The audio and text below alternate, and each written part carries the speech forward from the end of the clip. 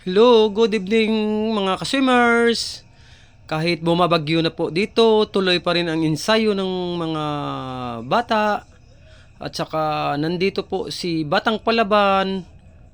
Lagi lang po siya nag-iensayo kasi kahit walang laban, importante po siya ay nagtitraining. Mahalaga talaga sa swimming yung lagi ka po nagtitraining. Dito po ngayon sa amin, bumabagyo, gabi na po, pero tuloy-tuloy lang. Kasi si Batang Palaban po ay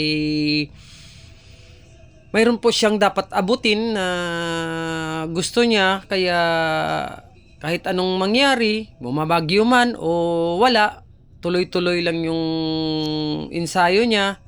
Swim lang ng swim kasi balang araw po ay baka lumakas din sa tuloy-tuloy lang ang training.